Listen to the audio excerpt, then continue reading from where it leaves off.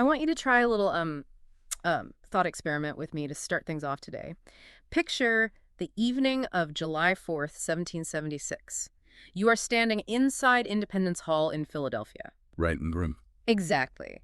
But instead of viewing this scene as, a silent, dusty tableau from an old textbook where everyone is standing frozen in these noble, statuesque poses. Like marble statue. Right, like marble. Imagine if a modern radio news team had been right there in the room with them. I mean, a full broadcast crew. Oh, that is such a wild concept. It really is. Picture floor reporters dodging between delegates to get a quote, and a booth analyst breaking down the political math of the swing votes, and even field correspondents outside on the cobblestone streets pushing microphones into the faces of everyday citizens. It just completely shatters that glass case we usually put history in. Yeah. Because when we think of the Founding Fathers, we have been conditioned for over 2 centuries to just picture those statues. Yeah, the pristine, perfect founders. Exactly.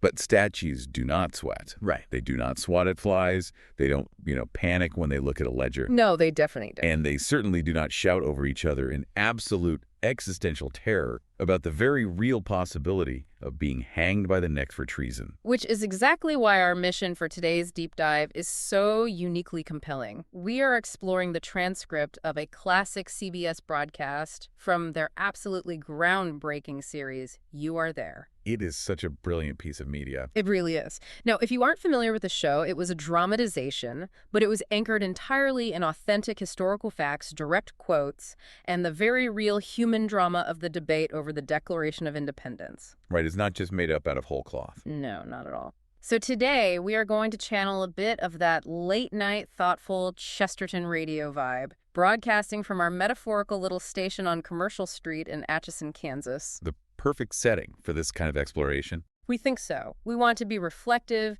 deeply engaged with the past, and deeply appreciative of how this specific, immersive kind of storytelling can completely resurrect a dead moment in time. It is a phenomenal piece of audio architecture. And treating it with that public radio late-night reverence is really the perfect approach. So what exactly are we trying to figure out today? Well, our goal today is to deconstruct exactly how this broadcast systematically strips away the mythology of the American founding. We need to understand the mechanics behind it. Because it makes it feel so immediate. Yes, exactly. Why does framing the events of July 1776 as a breaking news crisis suddenly make massive, abstract historical concepts? Things like natural rights, liberty, and self-government feel incredibly urgent. Right. Because for the people trapped in that room, this was not inevitable history. They had absolutely no idea they were going to win. To them, this was a terrifying leap into the absolute dark. Okay, let's unpack this setup. Because the very first thing the broadcast does is entirely subvert your expectations. It drops us right onto the floor of the Continental Congress with the legendary reporter John Daly. It's the famous anchor, yeah. Yeah. It's the evening of July 4th. The delegates are technically on a brief recess, but the very first thing Daly focuses on isn't a grand political ideology or a soaring speech about the rights of man. No, it's entirely physical. Yes, it's the sheer physical misery of the room itself. It is brutally, oppressively hot in Philadelphia. And those sensory details are exactly what ground the narrative. It is a brilliant directorial choice by the CBS producers. Daly spends significant time describing these delegates not as philosophers, but as physically miserable men. Sweating through their clothes. Literally. They are trapped in heavy waistcoats, ruffle linen shirts, formal coats, and powdered wigs, just perspiring profusely. You had to actively imagine the sheer stifling atmosphere. It sounds awful. It really was. You have dozens of men crammed into this relatively small space with the windows thrown open in the middle of a brutal East Coast summer heat wave, wearing layers of wool and thick linen. The air is entirely stagnant. And just to add insult to injury, it actually gets worse. Daly points out that right outside those open windows is the stable. Oh, the stable. Yeah, which means this sweltering room is actively being swarmed by vicious, biting horseflies. It's just so grotesque when you really picture it. The broadcast actually includes this amazing historical quote from Thomas Jefferson, the man who, actually drafted the Declaration. He essentially says that it's highly likely this profound, world-altering debate is going to be ended not by the sharp logic of the delegates, but by the even sharper bite of the horseflies. What's fascinating here is the sheer brilliance of starting the narrative with physical discomfort rather than ideological purity. It brings them down to earth. Exactly. By leading with the heat and the horseflies, the broadcast immediately humanizes these historical titans. It forces the listener to remember that they were physical, flawed, exhausted biological beings making decisions under extreme physiological duress. They weren't just brains in jars. No, they weren't pondering philosophy in a pristine vacuum. They were irritated, sticky, dehydrated, and getting constantly bitten by insects. The psychological toll of just being in that room would have shortened anyone's temper. I mean, think about your own job for a second. Think about the worst, most contentious staff meeting you have ever been in. We've all had those. Right. Now imagine the air conditioning is broken, it's 95 degrees, there are horseflies biting your ankles, and the topic of the meeting is whether or not you should all commit high treason against the largest military superpower on Earth. That really puts it in perspective. It really does. You start wondering how much of world history was influenced by people just wanting to vote yes so they could finally get out of a hot room. I wouldn't rule it out. But beyond the physical environment, the format of the broadcast itself is what really grabs you. Daly throws the broadcast to a guy named Major George Fielding Elliott. The booth analyst? Yeah, he is sitting in the CBS headquarters booth, providing analysis on the political maneuverings on the floor. And that structural choice is really the secret sauce of You Are There. By utilizing the modern breaking news format, complete with booth analysts, cutaways, and floor updates, it forces you, the listener, to experience the events in real time. You feel the clock ticking. Yes. It completely removes the safety net of hindsight. When you read a textbook, your brain subconsciously knows that the Declaration gets signed, the United States eventually wins the Revolutionary War, and everything works out for the founders. The tension is totally gone. Exactly. But when you have a booth analyst breaking down the fraught political alliances, warning the anchor that the vote might actually fail, it actively reintroduces the agonizing uncertainty of the moment. I love that aspect of it. It is entirely like watching a live sports broadcast where you legitimately don't know the final score. Right, rather than just watching a highlight reel decades later where you already know who wins the championship. Exactly. You feel the tension of every single play. But I do want to push back on this framing just a little bit. Okay, let's hear it. Does treating history like a breaking news event with booth analysts doing color commentary and floor reporters acting like they're at a modern political convention, does that risk trivializing the gravity of what actually happened? That's a fair point.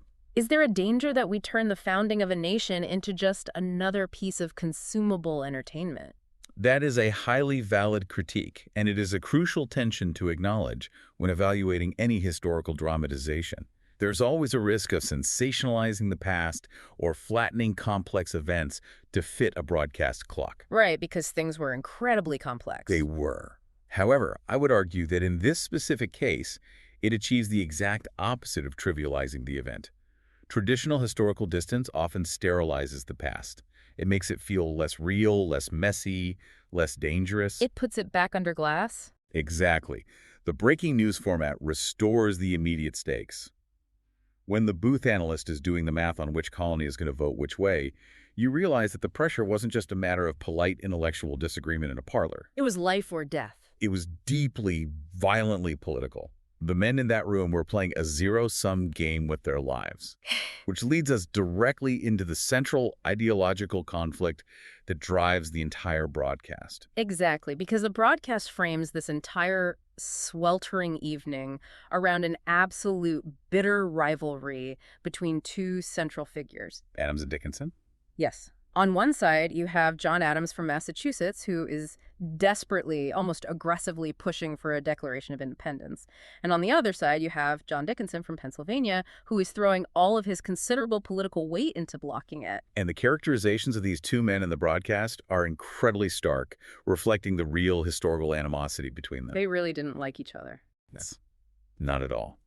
Adams is presented as this fiery, relentless, highly aggressive New England lawyer.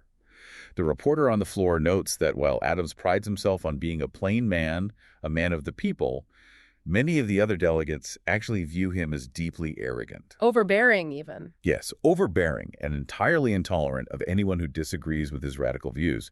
He is the engine of the revolution, but he is not necessarily a beloved figure in that room. He certainly doesn't come across as diplomatic. At one point, he literally calls Dickinson a spineless aristocrat right into the reporter's microphone. Just brutal honesty. He doesn't mince words at all. And worse than that, he heavily implies that Dickinson might actually be an agent of the British enemy. That is incredibly heavy stuff. It is. He's accusing his colleague of being a traitor to the cause right on the floor of the Congress. It highlights just how toxic the political atmosphere had become by July of 1776. Now, on the other side of this divide, you have John Dickinson. The spineless aristocrat, according to Adams. Right, but the broadcast goes out of its way to establish Dickinson's credibility. It points out that he was born to tremendous wealth, he was educated in the law at London's prestigious Middle Temple, and he possessed a mild, amiable, highly sincere manner. He wasn't a cartoon villain. Far from it. He was one of the most respected men in America. Dickinson's core conviction, which he states with profound passion, is that all political injustices, even the severe ones the colonies were facing, can and should be righted by legal, diplomatic methods. Without resorting to war. Exactly. Without resorting to the absolute violence and ruin of a revolution. Here's where it gets really interesting to me, because when John Daly puts a microphone in front of Dickinson to let him plead his case, Dickinson's arguments are shockingly compelling to a modern ear. They really are. He points out that his opponents, meaning Adams, Jefferson, and the radical faction, have been utterly dishonest with the American public. Dickinson essentially brings the historical receipts. He reminds the radio listeners that 11 different times over the past 2 years, the Continental Congress had publicly pledged itself not to seek independence. 11 times. Yes, 11. He points out a specific solemn declaration passed just 6 months prior, in January of 1776, explicitly stating that the American colonies had no hope or desire whatsoever to set up an independent nation. They just wanted their rights as Englishmen respected. That's right. And now, Dickinson argues, Adams is demanding they break that pledged word, abandon their diplomatic efforts, and plunge the continent into war. And he doesn't stop at calling them liars. Dickinson goes much further into the mechanics of how Adams is operating. He accuses Adams of engineering literal coups in the provincial legislatures just to pack the Continental Congress with pro-independence delegates. It's a massive accusation. He says Adams has organized gangs of hoodlums to roam the streets and violently attack anyone who opposes revolution. Wait, hold on. I need to pause here because this is where the history book version completely falls apart for me. Oh, definitely. We usually think of these guys universally agreeing on liberty. If Dickinson was so respected, and if he had the backing of a massive portion of the population, how did Adams actually outmaneuver him? What exactly does Dickinson mean by gangs of hoodlums and engineering coups? That's a great question. Like, how did an 18th century political machine actually operate? This raises an important point, and it is vital for understanding the mechanics of the American Revolution. When Dickinson says gangs of hoodlums, he is referring directly to groups like the Sons of Liberty. Oh, wow. We always hear about them as heroes. Right. In our modern mythology, the Sons of Liberty are patriots who threw some tea in a harbor. In the reality of 1776, they were often violent paramilitary enforcers. Wait, really? Like an actual mob? Yes, literally. If you were a loyalist printer, they might smash your printing press. If you were a merchant selling British goods, they might tar and feather you, which, by the way, was a horrific, sometimes lethal form of torture. That is just brutal. It was. Adams and the radical faction used committees of correspondence to bypass the official, legally elected colonial governments. They essentially set up a shadow government. A shadow government. Yes. They intimidated moderate voices into silence or exile, and then held alternative conventions to send radical delegates to Philadelphia. Dickinson isn't just throwing insults. He is accurately describing the aggressive, extra-legal political machine that Adams built to force the issue of independence. That completely recontextualizes the debate. When you listen to Dickinson lay out these accusations, he sounds entirely rational. He does. He sounds like the adult in the room trying to stop a runaway train. If we look at this objectively, impartially, in almost any other historical context, wouldn't the guy desperately warning against a catastrophic civil war, pointing out the illegality of the opposition's tactics, and begging for diplomatic legal solutions be considered the absolute hero of the story? If we connect this to the bigger picture, it requires us to aggressively step out of our modern American bias. We are deeply conditioned from childhood to see John Adams as the hero because we happen to live in the country he successfully helped create. The winners write the history. Exactly. But the genius of the You Are There broadcast is that it forces us to impartially examine both viewpoints as if the outcome is still in doubt. Which it very much was. Yes. Adams represents the radical, highly dangerous leap toward liberty and a new, untested form of self-government.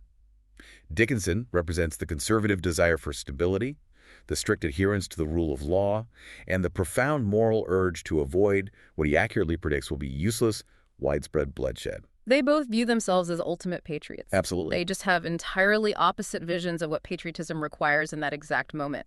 Dickinson wants to save the colonies from destruction, and Adams wants to save them from tyranny. Precisely. And Dickinson raises a highly pragmatic point that is simply impossible for the delegates to ignore. He claims that at least half the population of the colonies actively opposes independence. Half the population, that is massive. It is. He asks a devastating philosophical and logistical question.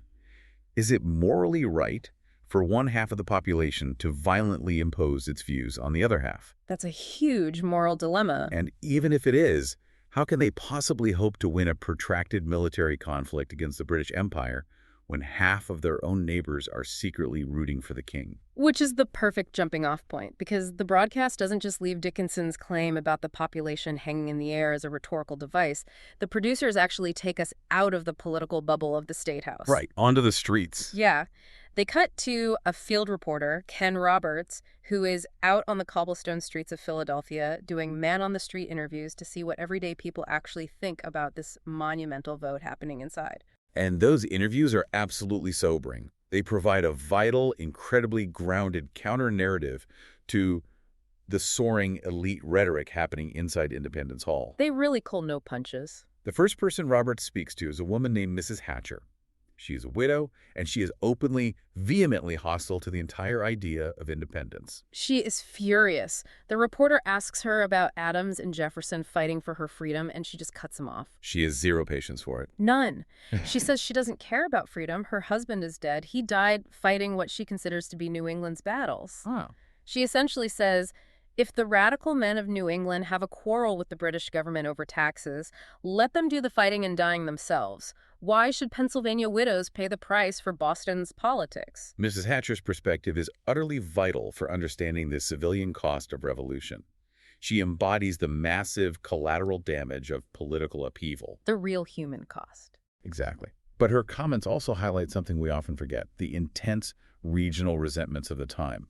The 13 colonies were not a unified monolith. Right. They were more like 13 separate countries. Pennsylvania, which had a heavy Quaker influence and a strong pacifist tradition, had a very different culture and economic interest than the Puritan, highly mercantile culture of Massachusetts. That makes total sense. To many people in the middle and southern colonies, the initial conflict felt like a localized riot in Boston that radical politicians were using to drag the rest of the continent into a completely unnecessary bloodbath. It's the human toll made visible. Think about it. Imagine your spouse being drafted into a violent conflict that started over a local tax dispute 3 states away, a dispute you completely disagree with. You'd be livid. You probably hate John Adams, too. And right after Mrs. Hatcher, the reporter talks to a guy named Richard Caswell, an importer. Ah, Caswell. If Mrs. Hatcher represents the personal, physical tragedy of the conflict, Caswell represents the absolute economic terror of it. Caswell's interview is a masterclass in explaining colonial economics without sounding like a textbook. He tells the reporter that his import business is already down 76% just since the localized fighting started. 76%? That's devastating. He calls the entire idea of independence an illusion. He points out a very stark reality. His family is English, his trade is entirely with England, his credit is based in London, and he relies completely on the British Royal Navy to protect his merchant shipments from pirates on the open ocean. He gets incredibly agitated during the interview. The reporter tries to offer this sunny, optimistic view, saying, oh, if we are an independent nation, you won't be restricted by British law. You can trade with the entire world. And Caswell is not having it. Not at all. Caswell just snaps back, what do we need the world for? He says England already provides every manufactured good they need and buys every raw material they produce. Which was mostly true. To him, severing ties with the mother country isn't a liberation. It is guaranteed financial suicide. But wait, I need you to explain the mechanics of this.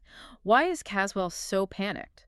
It's all about the system they lived under. Why couldn't an importer in 1776 just pivot and start selling his tobacco or timber to France or Spain the next day? That is a fantastic question, and it requires us to understand the economic engine of the 18th century mercantilism. The entire British colonial system was built on a closed economic loop governed by the Navigation Acts. A closed loop. Yes. The colonies existed to provide raw materials to Britain and to serve as a captive market for British manufactured goods. Colonial merchants were legally forbidden from trading directly with other empires like France or Spain without going through British ports and paying British duties. Wow, so they were totally locked in. Completely. But more importantly, the entire financial infrastructure, the banking, the insurance, the lines of credit, the physical currency, was entirely controlled by London. So it wasn't just about finding a new customer. It was about the entire operating system of their economy being shut off. Exactly.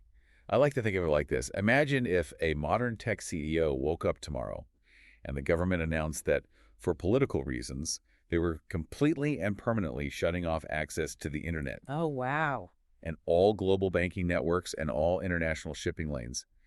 The sheer existential panic that CEO would feel is exactly the panic Richard Caswell is feeling. That is a terrifying thought. He literally tells the reporter that if they declare independence, the colonies are going to become independent of cash. Independent of cash. What a phrase. He acknowledges that taxation without representation is a valid grievance.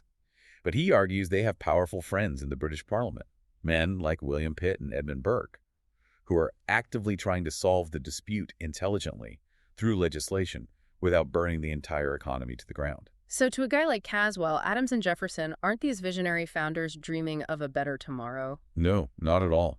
They are just wild men. They are hot-headed, dangerous radicals who are hungry for power and are willing to completely destroy the livelihoods of millions of people to get it. It forces the listener to grapple with a very uncomfortable truth about the American founding.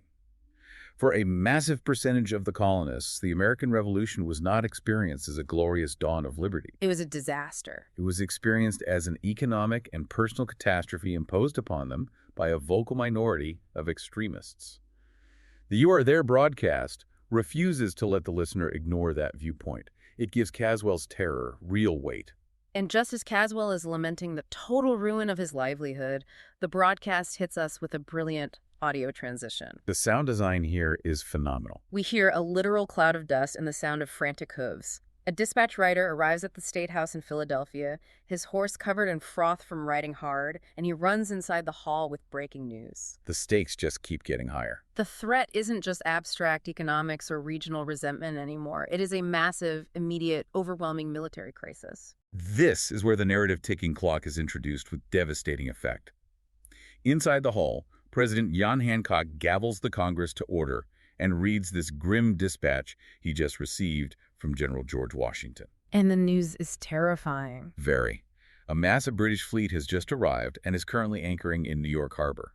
British Marines have already seized Staten Island. Good boy. Thousands upon thousands of highly trained redcoats are landing as they speak. Hancock reads the dispatch, and Washington advises Congress that a full-scale British attack on New York City is expected momentarily. Washington admits that the enemy has overwhelming, crushing superiority. He basically says he can't win. Yeah, he says that it might be completely impossible to defend the city with the, quote, slender forces he commands. The broadcast then does something masterful to show us exactly what Washington is up against. It splits the perspective. Yes, it cuts to two different military field reporters to give us the tactical reality on the ground.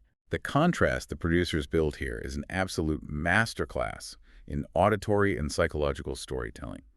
First, we go to reporter Ned Kalemar, who has supposedly passed through the lines under a flag of truce to interview British General Sir William Howe directly on Staten Island. And the audio landscape the sound engineers paint is just a picture of terrifying, overwhelming military competence. It is intimidating just to listen to. Through the radio static, you hear these crisp marching bands playing in the background. You hear the troops marching in perfect, terrifying step. Like a machine. General Howe tells the reporter that he has 14,000 veteran troops already on the island, and another 13,000 are currently on ships sailing to join him. It's an unstoppable force. He is supremely confident. He's not ranting or raving. He's almost condescendingly polite about George Washington. He calls him a poor fellow who lacks artillery and is leading officers without any real combat experience. General Howe's demeanor is chilling, precisely because he isn't playing the role of a cartoon villain. He actively frames himself as a friend to British America. A friend who brought an army. Right. He speaks more in sorrow than in anger, expressing a deep desire not to have to crush this rebellion violently. But while he uses polite words, he makes it abundantly clear that he has brought the greatest naval fleet and the most powerful force of land soldiers ever assembled on American soil to do exactly that. We are talking about an armada of 130 warships. The psychological weight of seeing a forest of hostile ship masts fill your harbor is immense. Halbier refers to the Founding Fathers as a pack of extremists and prays that the Continental Congress will listen to moderate men before it's too late. It is a velvet glove wrapped around an iron fist. He's basically saying, I don't want to destroy you, but I brought 130 warships just in case you make me. Exactly. And then the broadcast switches gears completely. Reporter Bud Collier is stationed at Washington's camp in New York, and the contrast is incredibly jarring. It's night and day. There are no perfect marching bands here. Instead of trim veterans and pristine scarlet coats, the reporter describes seeing men milling about in civilian homespun clothes and frontiersmen wearing fringed leather hunting shirts. It sounds totally disorganized. This is where the romantic mythology of the Continental Army in 1776 is completely laid bare. We imagine the disciplined, stoic soldiers of Valley Forge, but in July of 1776, it was largely a disorganized militia. Just a bunch of guys. And to really hammer this point home, the reporter pulls aside a random militiaman for an interview. It's not a hardened veteran or a fiery patriot spouting philosophy. It's a 17-year-old kid named Tom. This part absolutely blew my mind when I listened to it. The reporter asks Tom if he's seen any combat action yet. Tom just says no. Just a flat no. The reporter asks him if he's afraid of the massive British force massing across the water. Tom openly admits that he is. And then the reporter asks the most revealing question, how long are you in the Army for? And his answer is incredible. Tom says he's been in for 2 months, and he's going home next month because his 3-month enlistment is up. It is a devastating, beautifully written historical detail. The reporter tries to get him to talk about the grand cause of independence, and Tom just shrugs it off. He doesn't care. He enlisted because he wanted to make $10. He got his $10, and he is leaving. He doesn't want to answer questions about political philosophy. He just wants to survive the next 4 weeks and go back to his farm. I have to ask you about this because doesn't the inclusion of this kid, Tom, completely shatter the myth we all have of the ideologically pure continental soldier standing tall for freedom? Oh, absolutely. He's just a teenager who took a short-term gig for a little cash and is bailing right before the biggest empire in the world attacks. How could Washington possibly fight a war with an army that just, leaves? It completely shatters the myth, and the writers of the broadcast did that intentionally. It highlights the desperate, almost comical fragility of the American military position. Washington was fighting what we call a revolving door army. Revolving door? Yes. Men would sign up for a few months, get some pay, and leave right as they were finally trained. So Adams isn't just rushing the vote in Philadelphia for political reasons. He is literally racing a ticking human resources clock. If he waits, he has no army. If Congress waits another month to declare independence and seek foreign aid, they won't even have an army left to defend them. The militia will have just walked home. Wow. When the reporter finally speaks to General Washington, the description is incredibly poignant.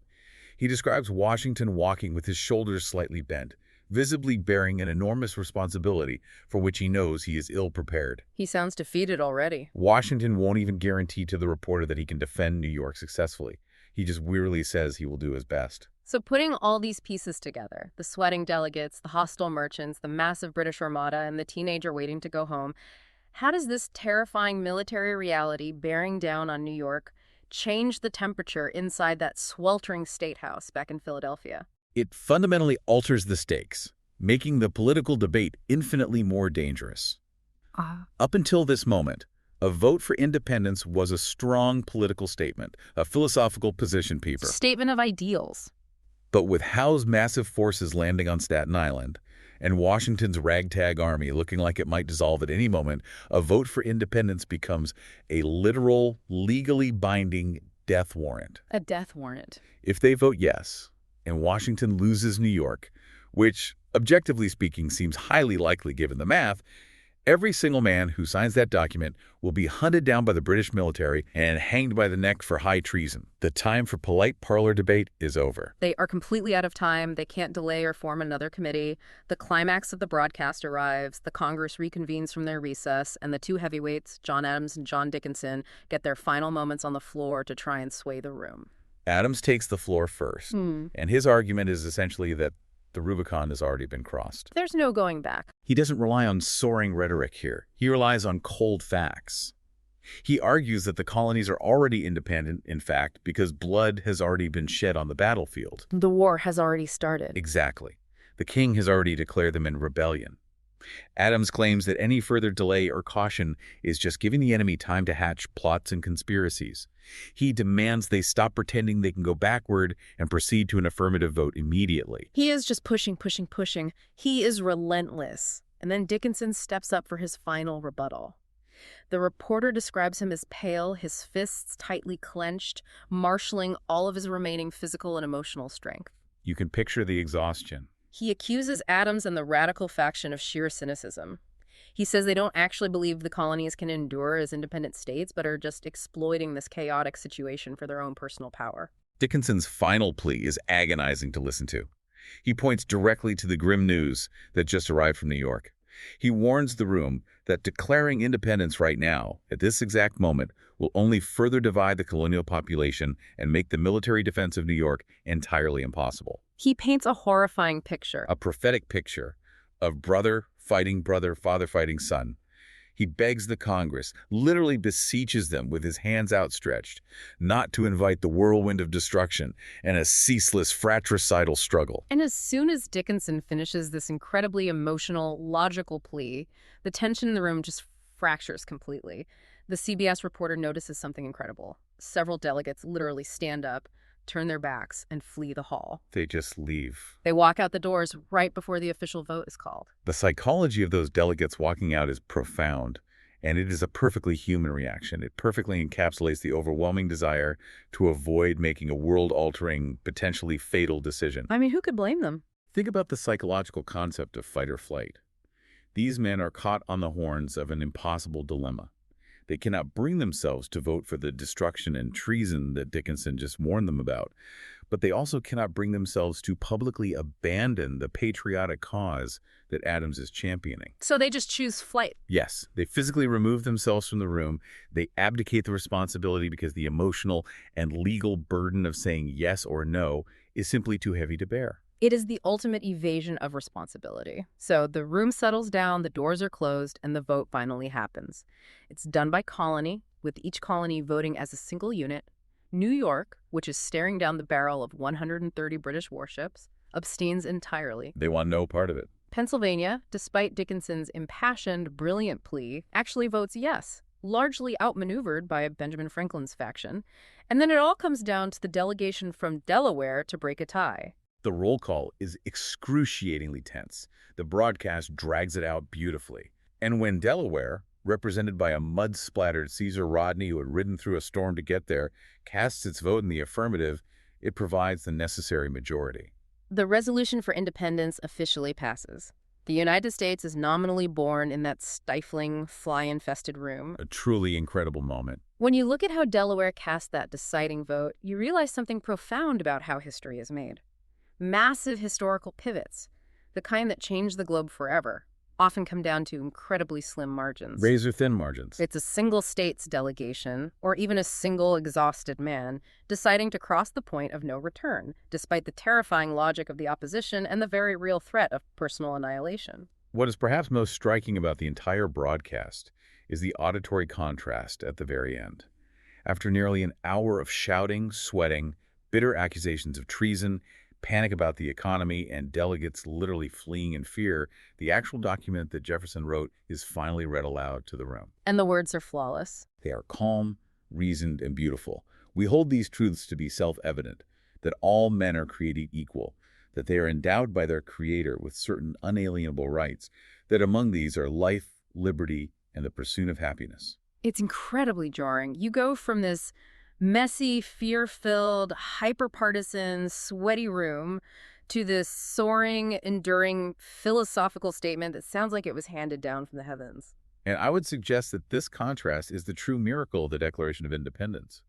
The miracle isn't that a group of demigods calmly sat in a pristine room and agreed on a perfect philosophy of human rights. Because they didn't. No, they didn't. The miracle is that such a unified, brilliant, world-changing document survived this crucible of doubt, fear, and profound division. It emerged from a room full of flawed, terrified men who were actively tearing each other apart and who had absolutely no idea if they would live to see the end of the year. Which brings us perfectly back to the central theme of this Chesterton Radio-style deep dive. As human beings, we have a terrible habit of assuming that history was always inevitable in hindsight. We always assume we know how the story ends. Right. When we read the Declaration today, or when we look at a massive map of the United States stretching from coast to coast, it feels like it was always a foregone conclusion. It feels like destiny. But the absolute genius of this You Are There broadcast, and the reason it remains a masterclass in historical storytelling, is that it violently strips away that comforting illusion of inevitability. It makes it dangerous again. Yes. It forces us to confront the terrifying reality that the people living in that hot, fly-infested room had absolutely no idea how the story would end. They were deeply divided. They were listening to perfectly rational, compelling arguments against their cause. Arguments that made a lot of sense. They were facing the largest military armada in history, defended by teenagers who were just waiting for their enlistment to run out. They were staring directly into the abyss. So, as we wrap up our broadcast tonight, I want to leave you with a final thought to mull over, something to really place yourself inside the reality of that moment. A thought experiment to end on. Exactly. Put yourself back in that sweltering, claustrophobic room in Philadelphia. You've just heard John Dickinson's desperately logical plea to avoid a catastrophic civil war. You know, a British fleet of 130 warships is landing in New York to crush a disorganized militia. The odds are terrible. The flies are biting, the heat is suffocating. Knowing only what they knew in that exact, terrifying moment, would you have had the courage, or perhaps the sheer irrational madness, to stay in your seat and vote yes? It is a question that requires us to look at our history not as a preordained myth, but as a series of incredibly difficult, agonizing human choices. Thank you for joining us on this deep dive into the archives. Keep questioning the narrative, keep looking past the marble statues, and keep exploring the messy, complicated, thoroughly human truth behind the history we think we know so well. Good night.